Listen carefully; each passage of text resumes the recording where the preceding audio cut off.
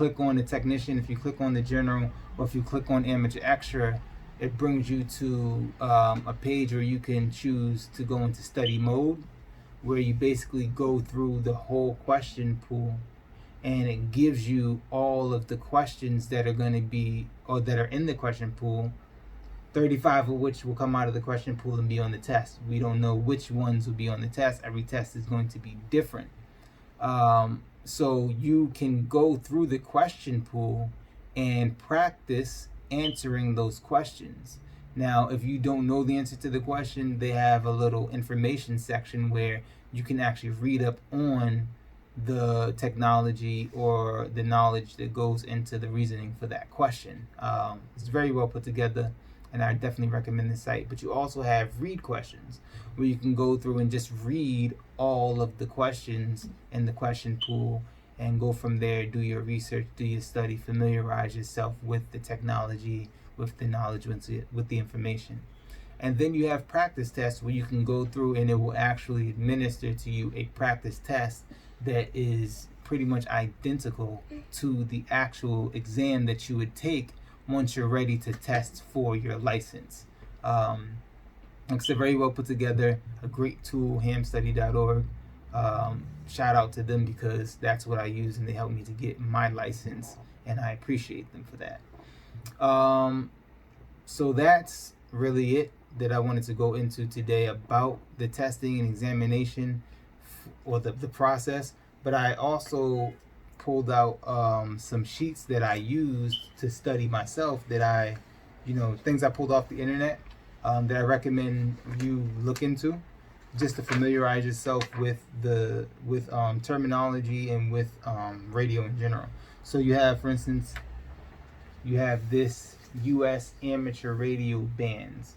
This tells you basically the different bands that you are able to transmit on using or with certain licenses. So if you have a technician's license, then this will let you know where or what band you are able to transmit on with that license, so that you don't put yourself in a compromised position, if you will. Definitely worth getting. Put it up on your wall, look at it every day, every now and then, how often you need to familiarize yourself with this. It's a great tool to figure out, how far you want to go with your licensing, because the higher the license you have, the more bands that are available to you. Also, I used this sheet, which I printed out of my Kindle. I ordered a study guide in order for me to pass the test, because I wanted to make sure that I knew what I was doing. But just to learn the metric system, because that's something you deal with if you get into ham radio, especially as a hobby, learning about tetra, giga, mega, kilo, hertz and all of that. So I use this chart. As you can see, I marked it up, trying to teach myself how to make certain types of conversions. Also, you have a frequency chart or range, a spectrum range. You have your VLF, very low frequency. Can you see that? Very low frequency. You have LF for low frequency, MF for medium frequency, HF for high frequency, VHF for very high frequency, UHF for ultra high frequency, SHF for super high frequency, and EHF for extremely high frequency. It also lets you know at the top, you'll see the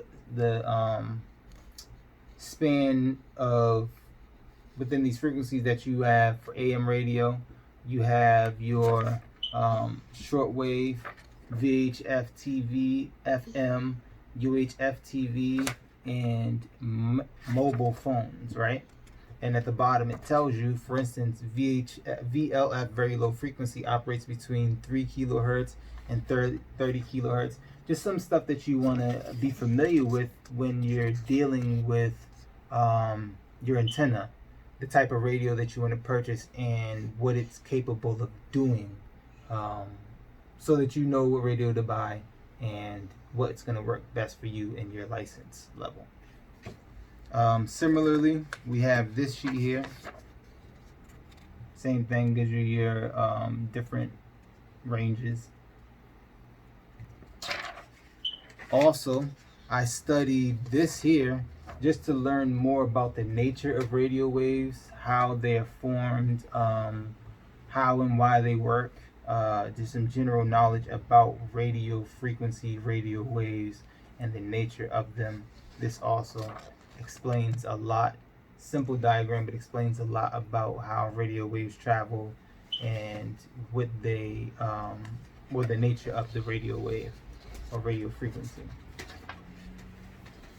Also, I downloaded and eliminated this here. It's a FRS GMRS radio quick reference card.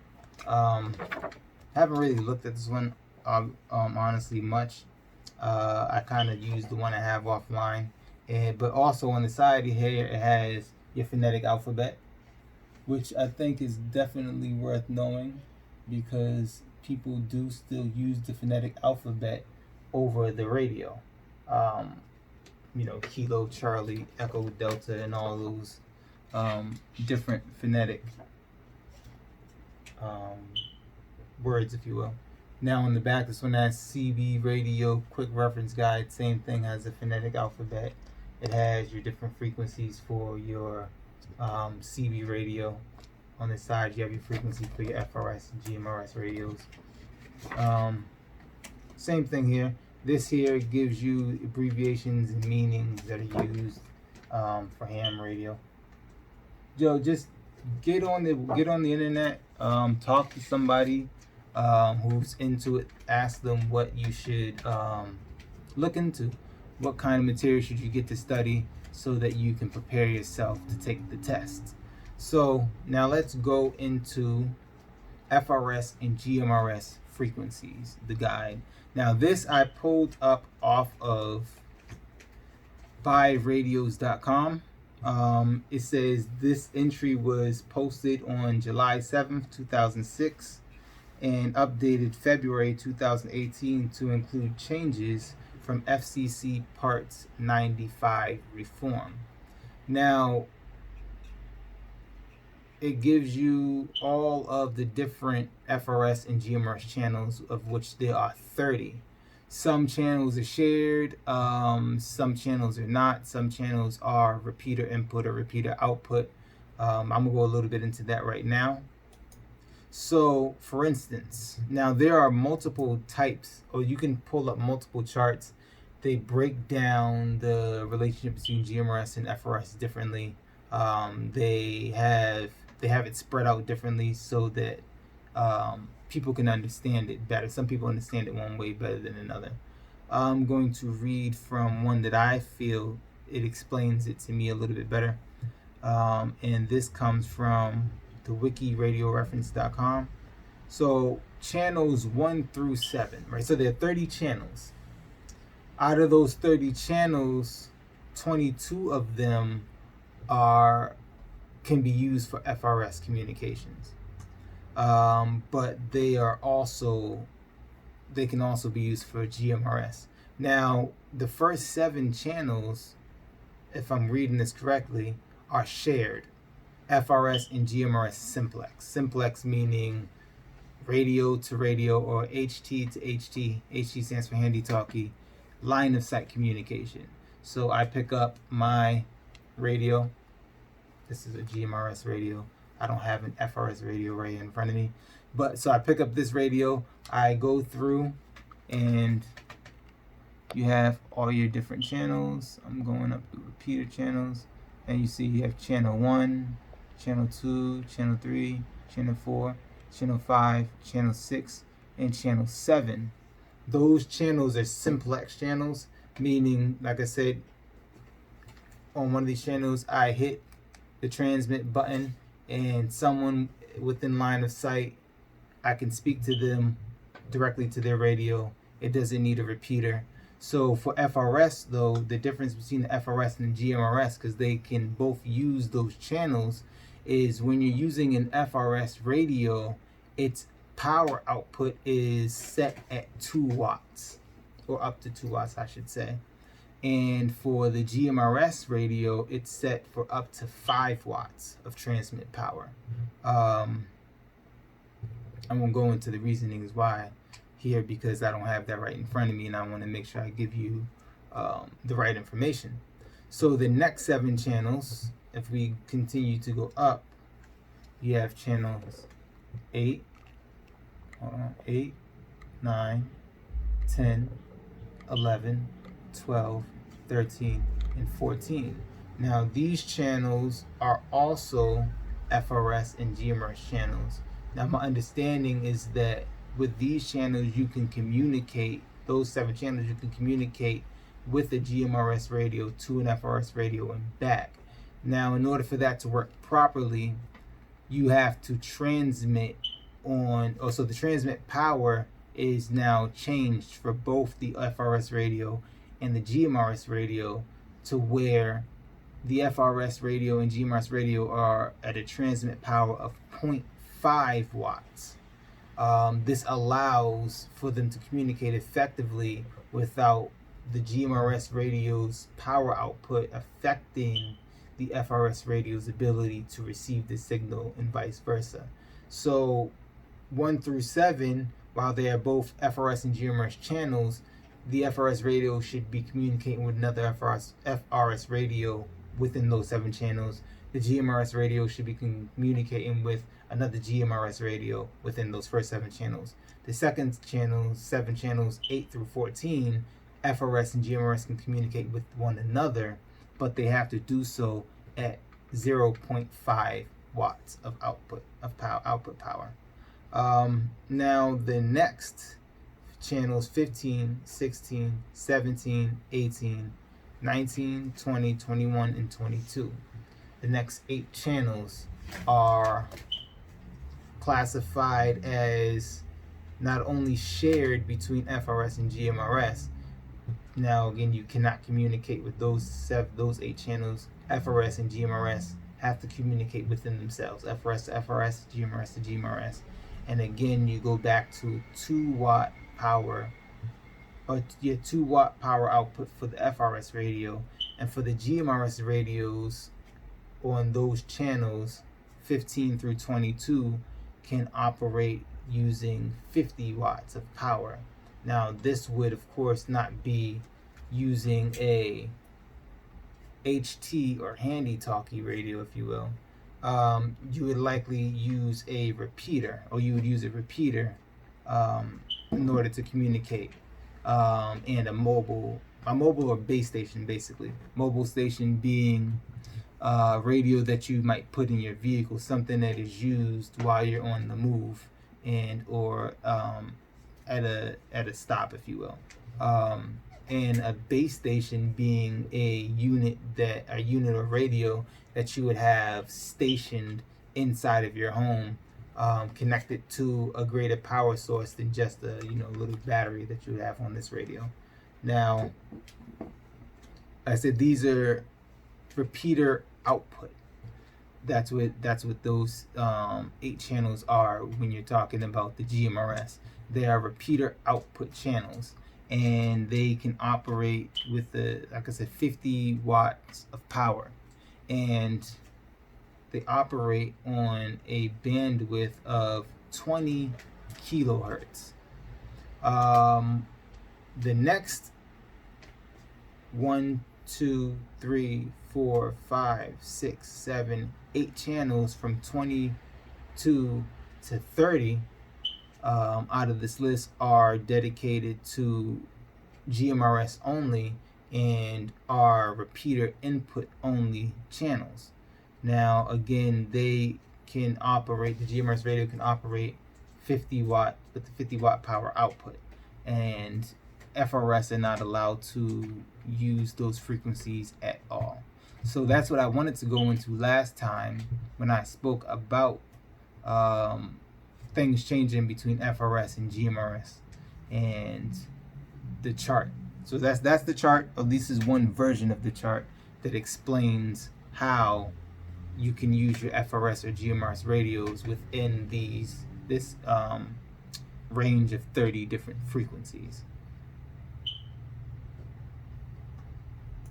Now, when you take your exam to get your amateur radio license, there historically was, when I say historically, you can take your test in person with a VE or volunteer examiner, and you would do this likely at a location where there's probably a amateur radio club or ham radio club, and the VEs work under what's called VEC, or Volunteer Examiner Coordinator system.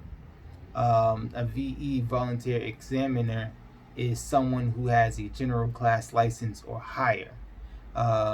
That person, well, not just that person, if I'm not mistaken, I didn't do mine in person, so I'm not sure, but if I'm not mistaken, there's at least 2 of them always in the room to guard the integrity of the exam and make sure that the people who are, or the prospects, take the test seriously and are not cheating and are doing or taking the test with the highest of integrity, if you will.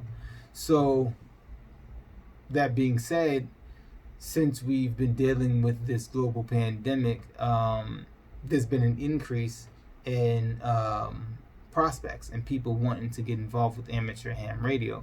I was one of those people, and they made it possible for us. Well, I believe there was an organization or group that already had a system set up to do remote testing, but there weren't many, if there were any more than one, who had a system set up. They weren't ready to just go into that, but fairly quickly they set up a system in order for prospects to take their exam online, and that was awesome. I appreciate that, because I was surely looking for exams to go take them in person, and most of them that I did see in my beginning days looking into amateur radio were a lot farther away than I would have wanted to travel just to take a test.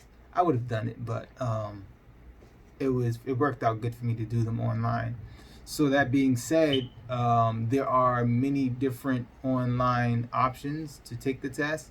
Look up what might be easiest for you to do. I think no matter where you're at, you can go through hamstudy.org and find sessions. You can also go to arrl.org or .com and find different exam sessions through their website as well.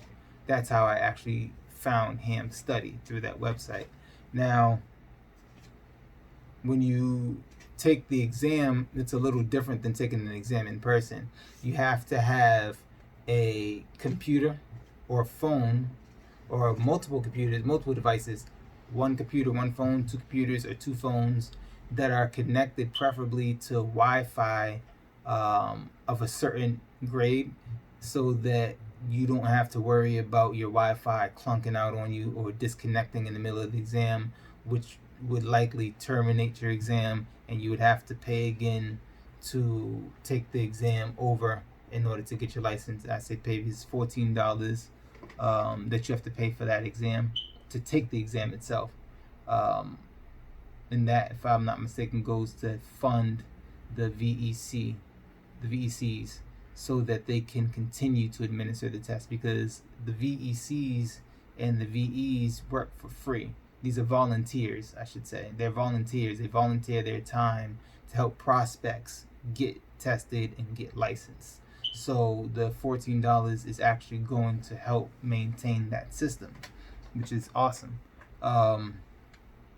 So you have to have 2 devices connected to Wi-Fi. You have to have a good Wi-Fi connection. You don't want that connection to disconnect during your examination. There will be at least 2. I had 3, and then it might be at least 3 VEs who, one will be monitoring your screen through screen sharing. You'll take the test through Zoom. At least that's how I took my test. One will be monitoring your screen through screen sharing, so they can actually see everything that comes up on your screen. The second device is actually going to be used to watch you from the side or from an angle where they can see you and what you're doing while you're taking the test. You have to make sure that the space in which you take your test is clear of any type of poster or something that could be used to cheat. people cheat in life, so I understand they want to guard the integrity of the test, and they have every right to do so. So you would have to actually show the area in which you're going to take the test, show that it is clear of obstructions, clear of any type of signage or posters that could be used to give you information, if you will, during the test. That being said, you're allowed to have paper, blank paper, a pencil, and a calculator, certain type of calculator, in order for you to do conversions and things of that nature that might be necessary for taking the test, depending on which license you get. So one person is monitoring your screen through screen share. Another is monitoring you from the second device. Make sure you're not reaching into your pocket or whatever have you. Again, monitoring the integrity of the test. And the third, I'm not sure exactly what their specific role is, but there are 3 people watching you while you take this test. So keep that in mind. It was fairly simple for me. I showed them the room. I set up my phone. I set up my laptop. I got myself comfortable. I took the test, and I passed the test, and now I'm licensed. It's nothing to shy away from. It's very simple. All you got to do is put in a little bit of time. There is no time limit. There is no minimum amount of time that you have to study. As fast as or as quick as you are willing to learn the material is as quick as you can go and take the test to get licensed. If I'm not mistaken, there is no age associated with the test. I remember seeing a Facebook post. I believe the youngest person who passed the exam was 5 or 6 years old, a young lady, and I wouldn't be surprised if there's some younger. So if your children are interested, they could take the test too and get licensed. It's all up to you. Get out there, get tested, get licensed, and get on the air. That's all I have today. Thank you again for joining me this week. I intend to put out more content more frequently, but as life happens, we got to deal with life, and that's what I've been doing.